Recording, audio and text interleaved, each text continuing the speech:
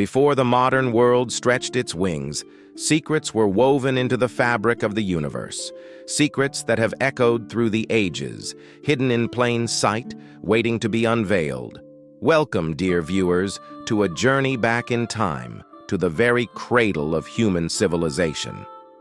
Here, in the silence of forgotten realms, gods and goddesses were born. They shaped the cosmos, dictated the fates of men and beasts, and became the stories that defined generations. Join us as we peel back the layers of time, discovering the myths that have survived millennia, the deities who once ruled over the ancients. Before we embark on this ancient journey, make sure to hit the like button, and if you haven't yet, subscribe and turn on notifications so you don't miss any part of our adventure through history. Now, let's begin.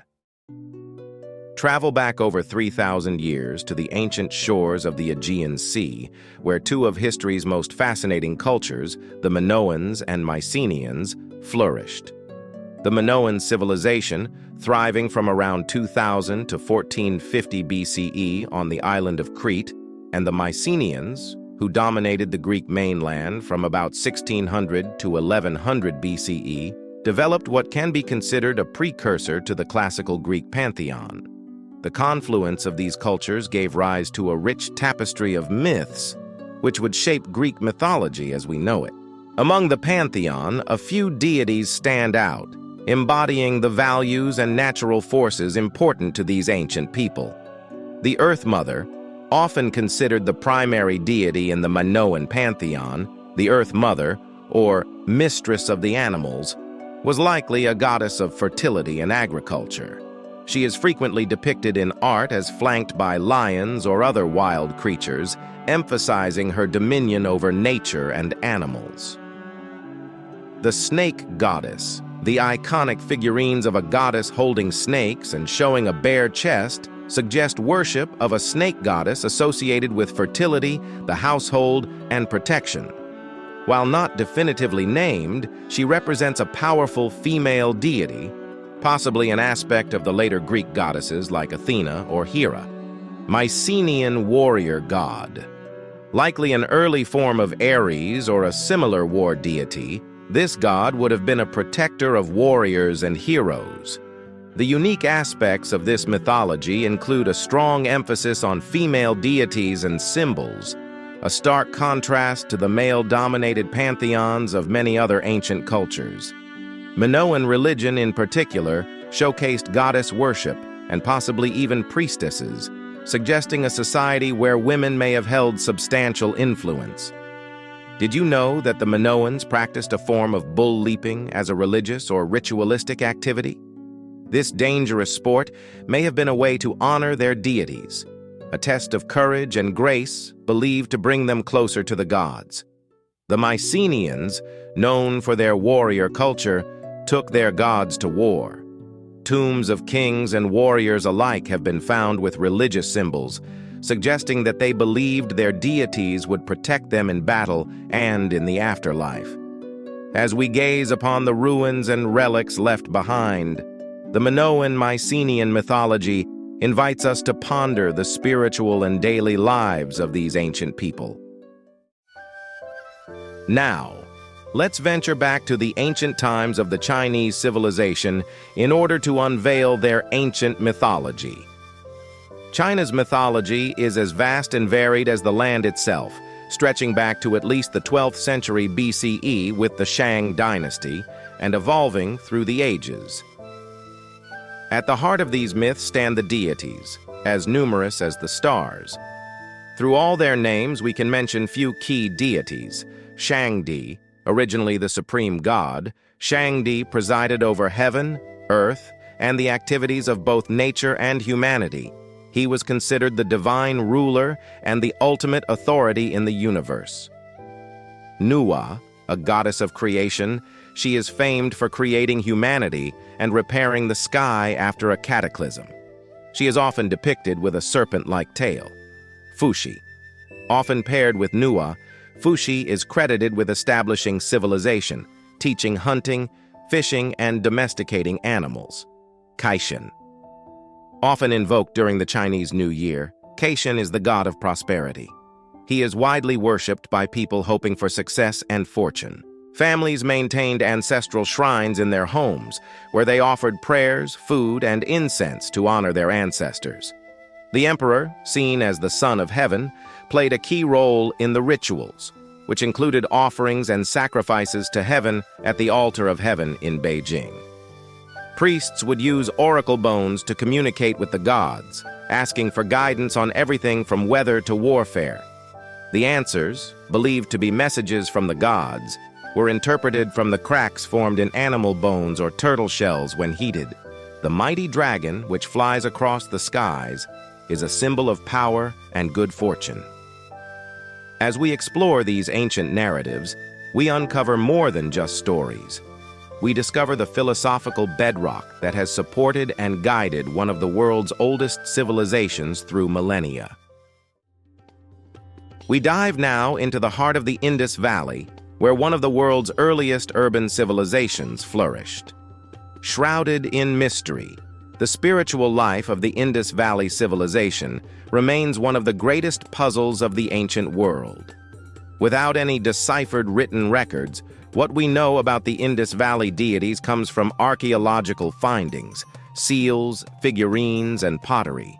Each artifact offers a silent testimony to a sophisticated culture whose myths are yet to be fully told. The so-called priest-king statue is often thought to represent a high-ranking religious figure or possibly a deity. The figure is bearded, draped in a robe decorated with trefoil patterns, and wears an armband. The Pashupati seal is one of the most famous artifacts and is often compared to the Hindu god Shiva. The seal depicts a seated figure surrounded by animals, possibly indicating a deity associated with nature or animal husbandry. This figure is shown with a horned headdress, and he sits in a posture that resembles a yogic or meditative pose. Figurines resembling the mother goddess have been discovered, suggesting a form of goddess worship. These terracotta figurines often depict a female form, sometimes with elaborate headdresses and jewelry, which might indicate fertility cults or the worship of an earth goddess. The Indus Valley people surprised the scholars with their advanced urban planning that included water supply systems and drainage, perhaps reflecting a religious reverence for water, which was central to their daily life and possibly their spiritual practices. Unlike other ancient civilizations, there is no conclusive evidence of palaces or temples, which suggests that religious practices were likely integrated into the homes of every individual, rather than centralized in grand monumental structures. As we sift through the sands of time, the Indus Valley civilization beckons us with its mysteries. Their undeciphered script continues to challenge the brightest scholars, keeping the secrets of their gods just beyond our reach.